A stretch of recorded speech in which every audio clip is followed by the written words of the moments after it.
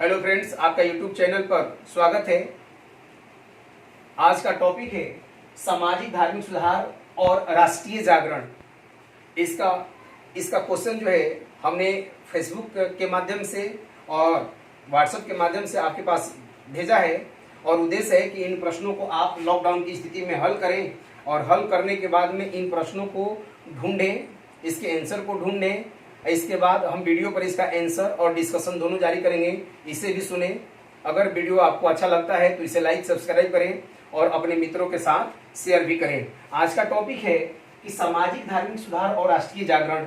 आपको बता दें, सामाजिक धार्मिक सुधार आज से नहीं, धर्म में सुधार और धर्म से समाज का सुधार की बात आज से नहीं, 6वीं शताब्दी ईसा पूर्व, 6वीं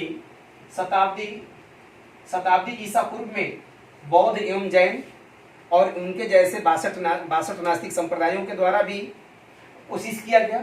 फिर मध्यकाल में आएंगे तो कबीर, नानक, रामानुज, शंकराचार्य जैसे संतों के द्वारा भी धार्मिक सुधार करके सामाजिक सुधार करने का प्रयास किया गया। लेकिन 18वीं 19वीं सदी में, यानी आधुनिक भारत में सामाजिक धार्मिक सुधार और राष्ट्रीय जागरण, एक राष्ट्रीय जागरण, सामाजिक धार्मिक सुधार तो हो ही रहा है, इसमें राष्ट्रीय जागरण के भी तत्व निहित हैं। जैसे अंग्रेज आए हुए थे, औपनिवेशिक शासन हमारे यहाँ चल रही थी और औपनिवेशिक शासन की जो बुराइयां थी वो धीरे धीरे हमारे समाज में निहित होते जा रही थी। और निहित क्या, हमारे समाज में जो छुआछूत था, मूर्ति पूजा था, बहुदेववाद था, महिलाओं के साथ असमानता की जो नीति थी, बाल विवाह था, इन सारे बुराइयों के कारण अंग्रेज जो है, या कहें अंग्रेजों के जो धर्म थे ईसाई, जो 1813 के अधिनियम के बाद में भारत में आए, 1813 के अधिनियम के बाद भारत में आए,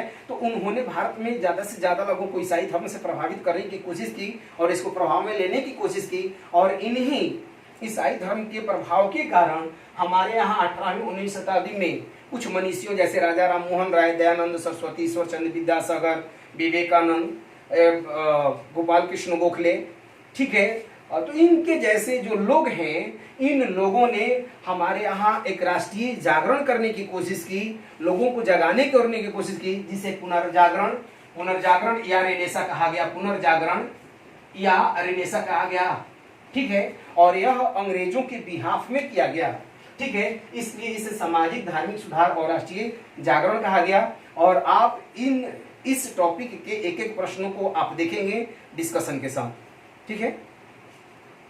देखेंगे, पहला प्रश्न है सामाजिक धार्मिक सुधार एवं राष्ट्रीय जागरण से राजा राम मोहन राय के बारे में क्या सत्य है, ठीक है। पहला ऑप्शन दिया है आधुनिक भारत का जनक कहा जाता है, इनका जन्म बंगाल में हुआ था, ये विभिन्न भाषाओं के जानकार थे, इनकी मृत्यु इंग्लैंड में हुई थी, उपयुक्त में से कोई नहीं या एक से अधिक, आंसर है एक से अधिक, ठीक है।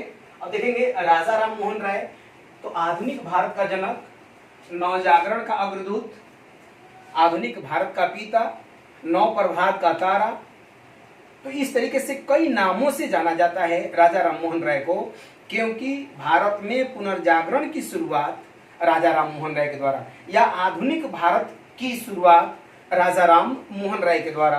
कारण है कि इन्होंने पाश्चात्य और भारतीय संस्कृति को मिलाने की कोशिश की और उसके द्वारा पुनर्जागरण करने का कोशिश किया, ताकि समाज में जो रूढ़ियां हैं उसको दूर किया जाए, ठीक है। तो आधुनिक भारत का जनक किसे कहा जाता है, तो आधुनिक भारत का जनक नव प्रभात का तारा, नव पुनर्जागरण का तारा। तो इस तरीके से इनका जन्म बंगाल में 1774 ईस्वी में हुआ था, 1774 ईस्वी में हुआ था, ठीक है। ये विभिन्न भाषाओं के जानकार थे। आपको बता दें, स्पष्ट एनसीईआरटी में लिखता है कि यह 12 भाषाओं के जानकार थे, जिसमें संस्कृत, अरबी, फारसी, इंग्लिश, हिंदी, बंगला, जर्मन, हिब्रू आदि भाषाओं, ग्रीक आदि भाषाओं के ये जानकार थे। इनकी मृत्यु इंग्लैंड में हुई थी। आपको बता दें 1830 में ये गए थे और 1833 में इनका इंग्लैंड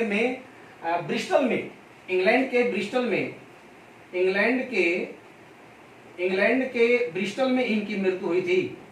ब्रिस्टल में इनकी मृत्यु हुई थी। गए थे 1830 में और 1833 में ब्रिस्टल। और आपको यह भी बता दें कि इंग्लैंड जाने वाले, पानी के जहाज से इंग्लैंड जाने वाला पहला भारतीय थे RMR या राजा राम मोहन राय। ठीक है, एक मिनट देखेंगे अगला प्रश्न। प्रश्न नंबर 2 है, राजा राम मोहन राय के धार्मिक विचार क्या थे? क्या थे? ऑप्शन है ए एकेश्वरवादी थे, मूर्ति पूजा के विरोधी थे, आत्मा की अमरता के सिद्धांत को माना, इन्होंने आत्मीय सभा का गठन किया, और ई उपरोक्त में से कोई नहीं है, एक से अधिक। इसमें भी आंसर होगा ई, एक से अधिक। एकेश्वरवादी थे यानी एक ईश्वर को मानना, एक ईश्वर को मानना।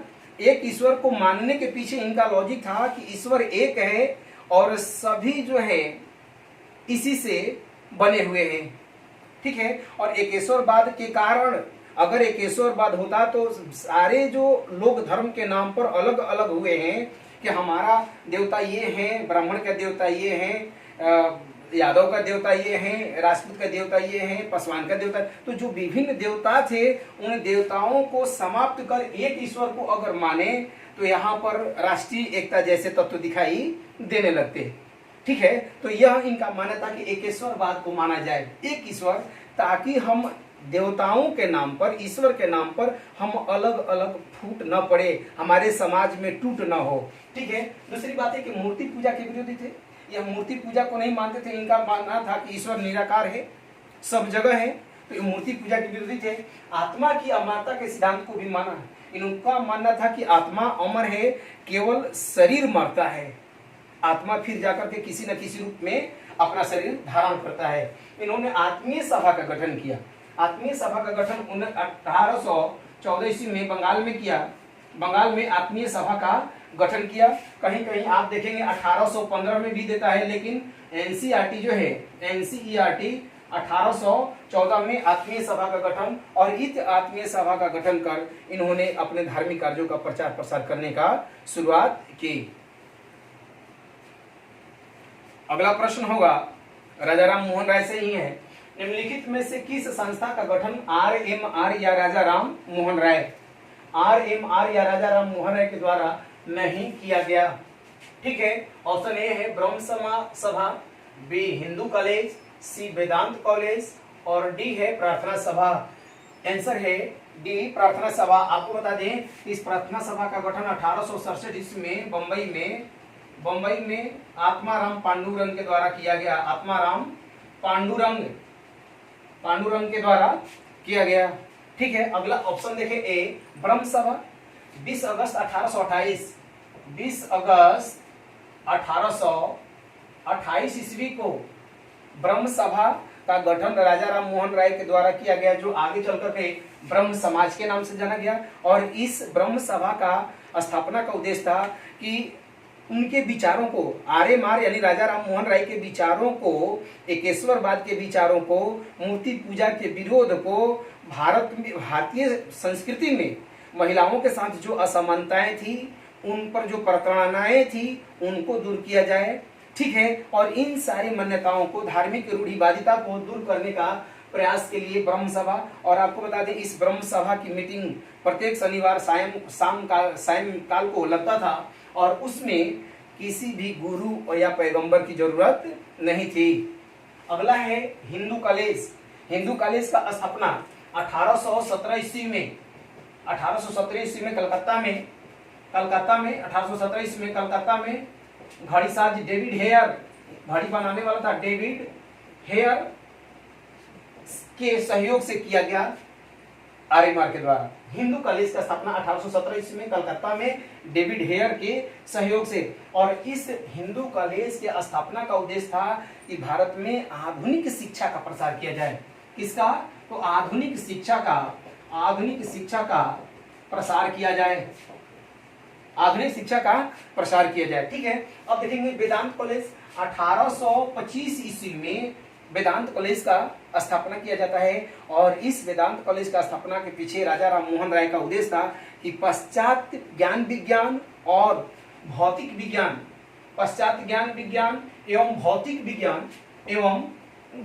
विज्ञान की पढ़ाई की जाए, ताकि भारत में और भारतीय समाज में जो रूढ़िवादिता है, जाति प्रथा है, जाति व्यवस्था है, ऊंच नीच का जो भाव है, उसको समाप्त किया जाए और हमारा देश ज्ञान विज्ञान की दुनिया में आगे बढ़े। अगला प्रश्न होगा, निम्नलिखित में किस पत्र पत्रिका का प्रकाशन आर्य म्यार के द्वारा किया गया? ऑप्शन है ए तोहफत उल मुहद्दीन, बी संवाद कौमुदी, सी प्रिसेप्ट ऑफ जीसस, डी मिरातुल अखबार, ए उपरोक्त में से कोई नहीं या एक से अधिक। आंसर है एक से अधिक। ठीक है, आर्य म्यार आपको बताए थे पिछले कि आर्य म्यार 12 भाषाओं के ज्ञाता थे, जानकार थे और उनके द्वारा कई पत्र पत्रिकाओं और किताबों का संपादन किया गया, जिसमें तोहफत उल मुहद्दीन या इसी को कहते हैं एकेश्वर वादियों का उपहार, एकेश्वर वादियों को उपहार, द गिफ्ट ऑफ मोनोथेइस्ट, उपहार, एकेश्वर वादियों को उपहार। और इस तोहफत उल मुहद्दीन को आर्य म्यार ने फारसी में लिखा, फारसी में। ठीक है, संवाद कौमुदी बांग्ला में लिखते हैं। ठीक है, और इस संवाद कौमुदी पत्रिका के माध्यम से उन्होंने सती प्रथा के खिलाफ प्रचार प्रसार किया। संवाद कौमुदी के माध्यम से बांग्ला में लिखे, वो बंगाली पत्रिका है और सती प्रथा का उन्होंने विरोध किया। किसके माध्यम से? तो संवाद कौमुदी। अगर प्रश्न पूछता है ये कि किस पत्र पत्रिकाओं के द्वारा राजा राम मोहन ने सती प्रथा का विरोध किया, ठीक है, तो संवाद कौमुदी। प्रिसेप्ट ऑफ जीसस अंग्रेजी में लिखी गई किताब है और इस अंग्रेजी किताब में इन्होंने प्रिसेप्ट ऑफ जीसस में अंग्रेजों के त्रयी सिद्धांत को, पिता पुत्र और परमात्मा के सिद्धांत को गलत बताया और कहा कि यह चमत्कारी सिद्धांत नहीं चलेगा, यह गलत है और न्यू टेस्टामेंट में दिए गए नैतिक बातों को उन्होंने शामिल किया, जिसके कारण अंग्रेज इनके विरोधी हो गए। यह 1820 में इन्होंने किताब लिखी। मिरातुल अखबार फारसी में है। इसके अलावा इन्होंने अंग्रेजी में ब्रह्मनिकल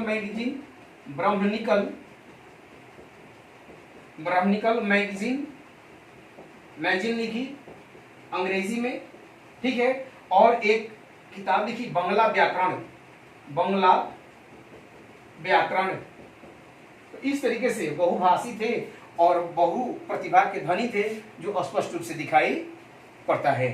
ठीक है, अगला प्रश्न है 1839 ईस्वी में तत्वबोधिनी सभा की स्थापना किसके द्वारा किया गया?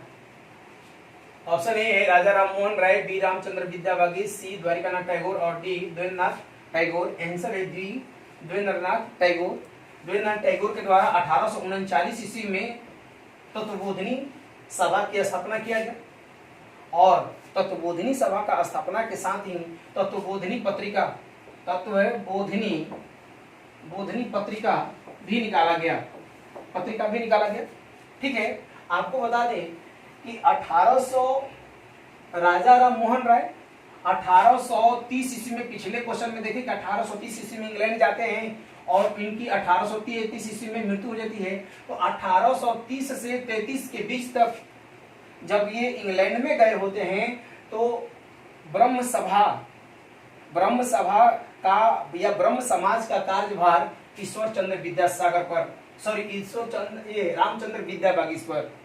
रामचंद्र विद्यावागीश यानी 1830 से लेकर के 33 तक ब्रह्म समाज या ब्रह्म सभा का कार्यभार किनके जिम्मे था? तो रामचंद्र विद्यावागीश के हाथ में। 1833 से 43 ईस्वी तक कार्यभार संभाल रहे थे इसी ब्रह्म सभा या ब्रह्म समाज का द्वारिकानाथ टैगोर, और 1843 ईस्वी में प्रमुख चुने गए देवेंद्रनाथ टैगोर ब्रह्म समाज का। ठीक है, वहां से ये आगे तक 1856 तक, 1843 से 1856 ईस्वी तक ब्रह्म समाज को चलाए और उसका प्रचार प्रसार किया। ठीक है, तो इस तरीके से तत्वबोधिनी सभा की स्थापना देवेंद्रनाथ टैगोर, जो कि रविन्द्रनाथ टैगोर के पिता भी थे। ठीक है, चलिए अगला प्रश्न देखेंगे। सती प्रथा सती प्रथा का अंत किसके द्वारा किया गया? आप जानते हैं सती प्रथा के बारे में कि पति के मरने के बाद पत्नी को चिता पर लिटा दिया जाता था या जला दिया जाता था, दैट सती प्रथा। और सती प्रथा के साक्षी, अभिलेखीय साक्ष्य जो है भानुगुप्त केरण अभिलेख में मिलता है 510 ईस्वी गुप्त काल में। ठीक है, तो इस तरीके से सती प्रथा भारतीय समाज में चला रहा था, जो महिलाओं पर के ऊपर ज्यादती किया जाता था। राजा राम मोहन राय का मानना था कि यह महिलाओं के साथ जो है जाति की जा रही है, उनको अधिकारों का दुरुपयोग किया जा रहा है। ठीक है, तो इसी पर प्रश्न है कि 18 ये सती प्रथा का अंत किसके द्वारा किया गया? ऑप्शन है ए राजा राम मोहन राय, बी अकबर द्वितीय, सी बेंटिक और डी कर्नल स्लीमैन। तो आंसर होगा लॉर्ड विलियम बेंटिक के द्वारा 1829 ईस्वी में जो अधिनियम आया, कानून आया, तो 17वां जो नियम था उसमें, या ऐसे भी देगा 17वां नियम जो था, 17वां नियम ऐसे हो या फिर ऐसे हो, उस अधिनियम या नियम में सती प्रथा का अंत किया गया। कहां पर? तो बंगाल में। ठीक है, और 1830 ईस्वी में फिर यह आगे चलकर के बंबई एवं मद्रास प्रेसिडेंसी में भी, बंबई एवं मद्रास प्रेसिडेंसी में भी लागू हो गया। ठीक है, तो इस तरीके से सती प्रथा का अंत किसके द्वारा किया गया? तो लॉर्ड विलियम बेंटिक के, क्योंकि अंग्रेज अधिकारी थे, उन्होंने नियम कानून ला करके, अधिनियम पारित कर करके, कानून पारित कर करके और इसको समाप्त कर दिया। लेकिन इसको अंत कराने में, इस सती प्रथा का अंत कराने में महत्वपूर्ण भूमिका निभाया तो राजा राम मोहन राय ने इसका प्रचार प्रसार किया, ब्रह्म समाज का गठन किया, संवाद कौमुदी जैसे पत्रिका के माध्यम से इसका प्रचार प्रसार किया था कि इसका अंत किया जाए। अब है अकबर द्वितीय। अकबर द्वितीय ने इंग्लैंड भेजा था 1830 ईस्वी में।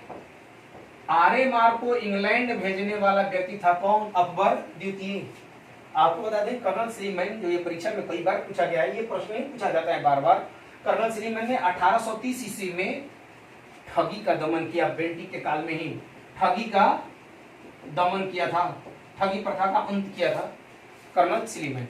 ठीक है, अगला प्रश्न देखेंगे, केशव चंद्र सेन के बारे में क्या सत्य नहीं है? केशव चंद्र सेन के बारे में क्या सत्य नहीं है? क्या सत्य नहीं है? ठीक है, पहला प्रश्न है, पहला ऑप्शन है इन्होंने आदि ब्रह्म समाज की स्थापना की, सत्य है। ब्रह्म विवाह एक्ट पारित करवाया है, भी सत्य है। सी ब्रह्म समाज पहला मिशनरी आंदोलन था, यह भी सत्य है। दक्षिण भारत में ब्रह्म समाज की स्थापना की, यह गलत है, यह गलत है। आंसर ये है, दक्षिण भारत में ब्रह्म समाज की स्थापना धरालू नायडू के द्वारा किया गया। धरालू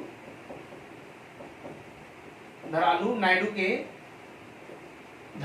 के द्वारा किया गया। ठीक है, लेकिन यह भी ब्रह्म समाज की स्थापना केशव चंद्र सेन की प्रेरणा से ही किया गया।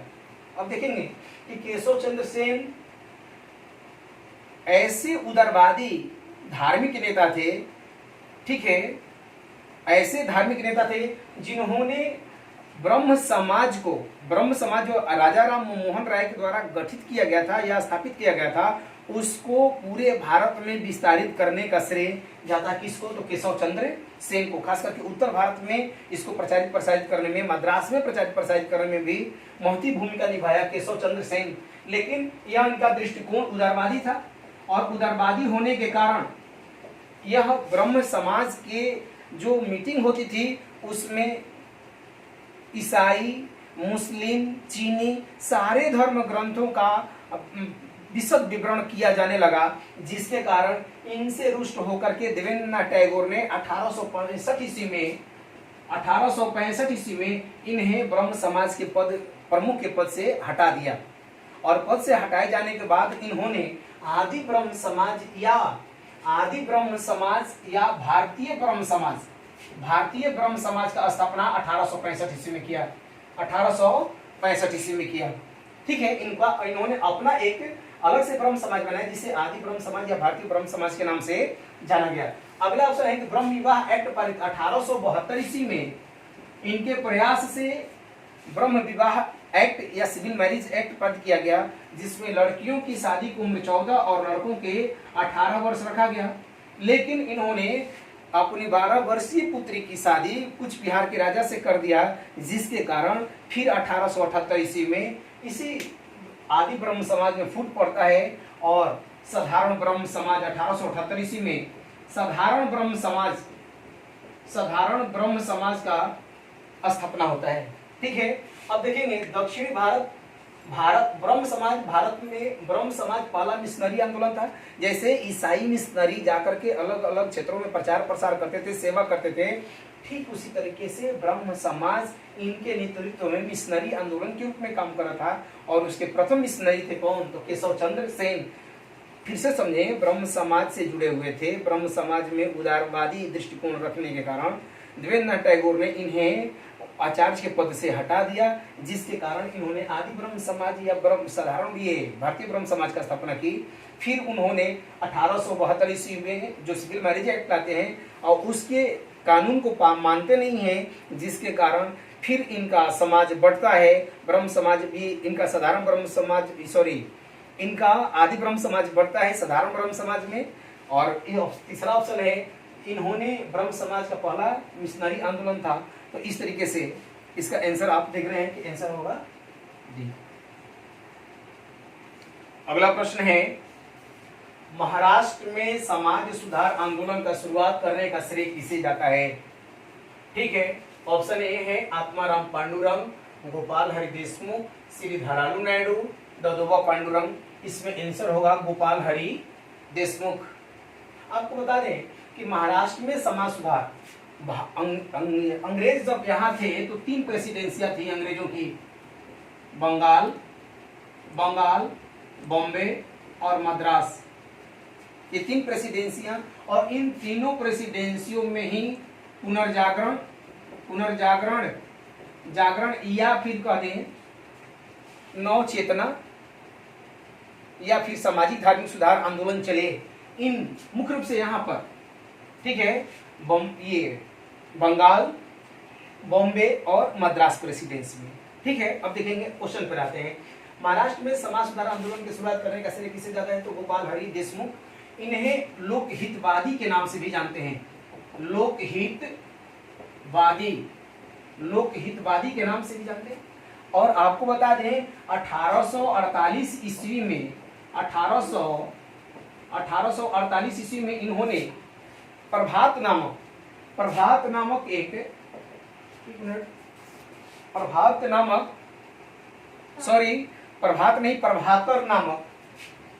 नामक समाचार पत्र निकालकर इन्होंने सामाजिक धार्मिक सुधार आंदोलन का प्रचार प्रसार करना शुरू किया था। ठीक है, अब है अगला है आत्माराम पांडुरंग और ददोबा पांडुरंग। ये दोनों, ददोबा पांडुरंग और आत्मा पांडुरंग, दोनों ने मिल करके 1849-50 ईस्वी में परमहंस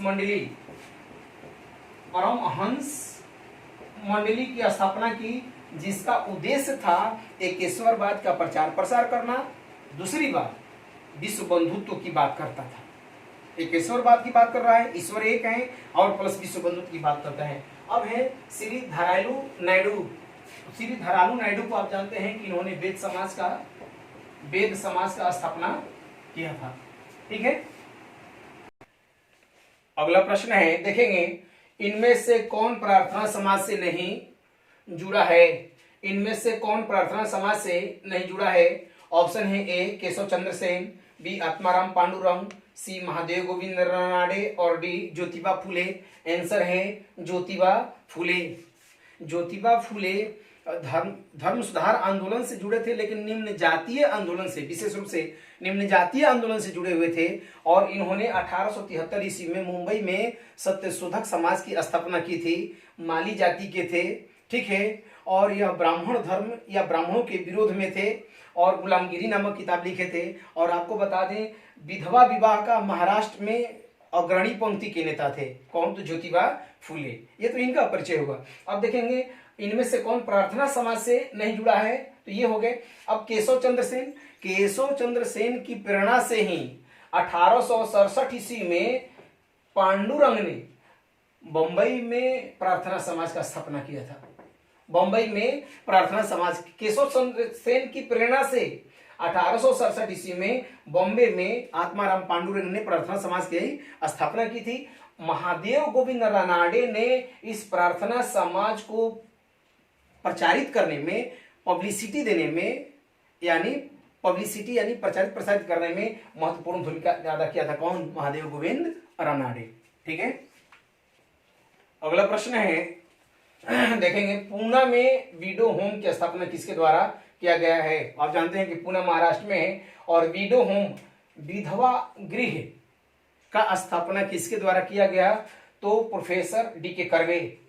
आंसर होगा प्रोफेसर डी के कर्वे। 1899 ईस्वी में पूना में विडो होम का स्थापना किया गया किसके द्वारा? तो प्रोफेसर डी के कर्वे के द्वारा। आगे चल करके 1906 ईस्वी में यही डी के कर्वे हैं जिन्होंने भारतीय महिला विश्वविद्यालय या इंडियन वुमेन्स यूनिवर्सिटी का स्थापना किया।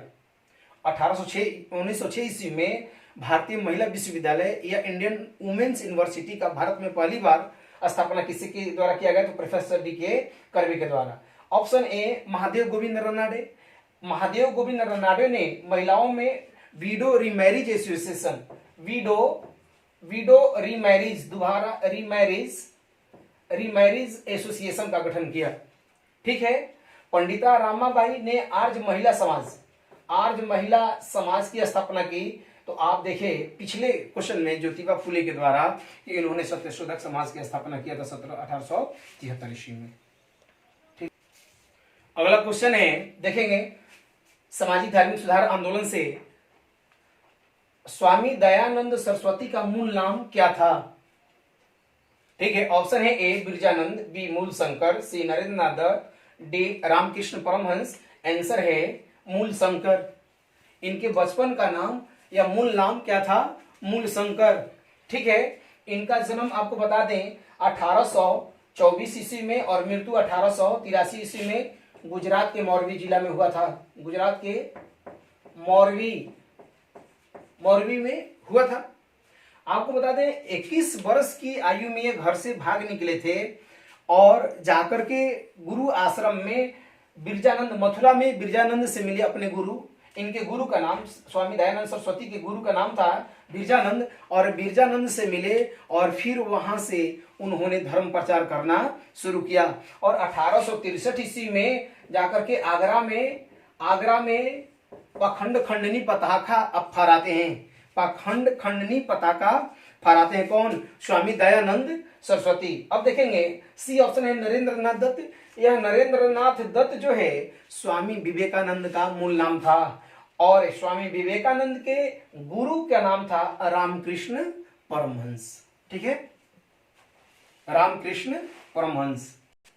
अगला प्रश्न है, आर्य समाज के बारे में क्या सत्य है? आर्य समाज पता है कि इसने अपना प्रचार प्रसार उत्तर भारत में किया।